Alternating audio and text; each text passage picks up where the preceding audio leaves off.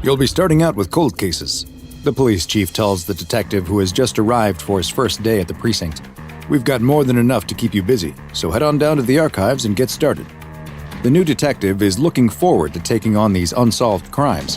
Cracking the overlooked and long-since forgotten cases is one of his specialties, and it brings him great joy to solve the puzzles that no one else has been able to. The detective heads to a part of the police station that doesn't look like it sees much foot traffic, where he finds the door labeled Archives. Inside the room, the air is musty, and when the detective sets down his bag on a table, a thick cloud of dust is ejected and makes him sneeze. He takes out the list of cases he's supposed to be working on and goes to a shelf containing rows and rows of evidence boxes. He pulls one down and starts looking through the files inside. It's full of police reports, witness statements, crime scene photos, and even bits of evidence. Hours pass as the detective goes down his list, looking through box after box, report after report. He finds that it's best to take a cursory survey first and see if anything leaps out at him, before drilling down to start combing through the details. As he pulls down the last box from his list of cases that the chief told him to work on, he notices something. High up on a shelf, nestled among the many identical cardboard boxes, is what looks to be a piece of leather luggage. He can't help but wonder what this is doing here in the archives. Is it a piece of evidence from another case that got left here for some reason? Or did someone simply forget their bag after they finished looking through old files? Whatever the reason it's here, he has a job to do, and investigating this bag isn't on his list. But then again, he knows he won't be able to focus until he knows what this bag is and what's inside. He'll let himself take just a quick peek, then it's back to work. The detective returns to the shelf with the bag. It looks like it's been here for a long time. There's a layer of dust covering it that's as thick as anything else in the room. He takes it down and blows the dust off the bag. He unlatches it, and inside he finds a folder. Is this just another report? But what's it doing here? Maybe they ran out of boxes one day and someone decided to use an old briefcase instead. The detective takes out the folder and opens it. Just as he suspected, it is another case report. It's only a single page, though, with several photographs paper-clipped to it. He takes the photos off the report and begins looking through them. They appear to be numbered in order, and the first picture shows a mess of red liquid and chunks of what might be meat or bone. The next two show various angles of a badly mutilated corpse. It's been so violently mangled, though, that the victim is barely even recognizable as a human. The detective paperclips the photos back to the report and puts it back in the case. If this murder only has one page of evidence to work with, then he is classifying it as a revisit after literally everything else in the room is solved kind of case. The detective goes back to the last box that he was looking through and starts flipping through the case files again, but something about that leather briefcase and the photos inside won't get out of his mind. Maybe there is something there. Without even realizing it, he's suddenly standing over the case again. He takes out the report and starts looking through the pictures once more. Again, he sees the disfigured corpse from different angles, but the fourth picture is completely different. This one shows what looks to be someone's feet, but they're up in the air, as if they jumped and took a picture of their shoes. There's something wrong with the picture too, some kind of odd discoloration around the edges. It looks like an error occurred in the development process. Why would this be in a case file? It's tugging at his curiosity. But no, he really shouldn't be spending his time on this, not on his first day at a new job. The detective places everything back in the case and puts it back up on the shelf where he found it before deciding to call it a day. That night, he finds that he can't sleep. The detective keeps seeing the disfigured face every time he closes his eyes. And why the picture of floating feet? What does it all mean? His mind is racing, trying to make sense of it all. By the time his alarm starts beeping, the detective realizes that he hasn't slept at all. Later that morning, the detective is back in the chief's office again. The chief tells him that he looks awful and asks if the job is getting to him already. The detective does look terrible, and something about the room is making him very uncomfortable.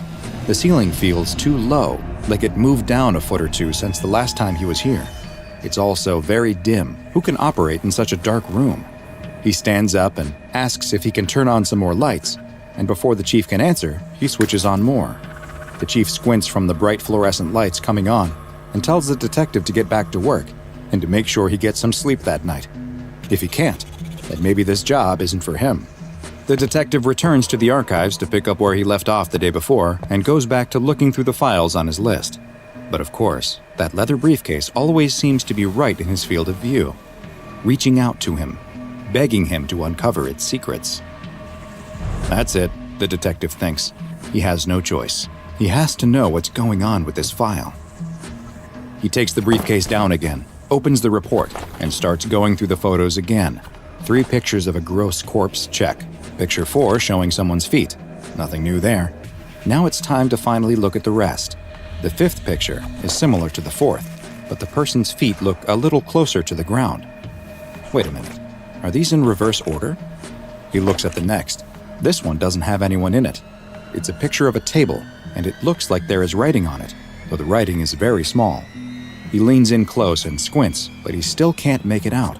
He runs to his own bag and searches around until he finds what he was looking for, a magnifying glass. He goes back to the picture, and with the magnifying glass he can finally read the writing. It's above you. He snaps his head up and looks above him, but nothing is there. He laughs to himself. Of course nothing is there. Maybe the chief is right. Maybe something really is getting to him and he isn't cut out for this job. But still, he needs to learn more. He looks at the 7th picture. He sees now that he was right. These are definitely in reverse chronological order. In the next picture, he sees whoever took the photos approaching the table in the room. In the 10th photo, he sees them walking through a doorway. In the 11th, he sees them opening the door to the room. Finally, he comes to the last photo. It's a photo of the closed door to the room. There's writing on the door, and the detective can hardly believe what he is seeing when he reads it. The writing on the door says, "Archives." The detective jumps up and spins around, but the room is empty. There's no one here but him. What's going on? Is this some kind of prank?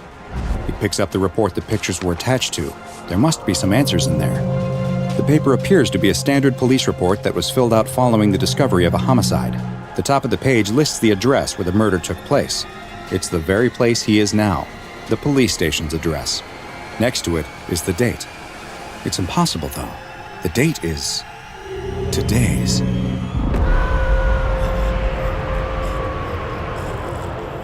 Archives can hold untold secrets, and many of those are often quite dangerous, as anyone familiar with the SCP Foundation is already well aware.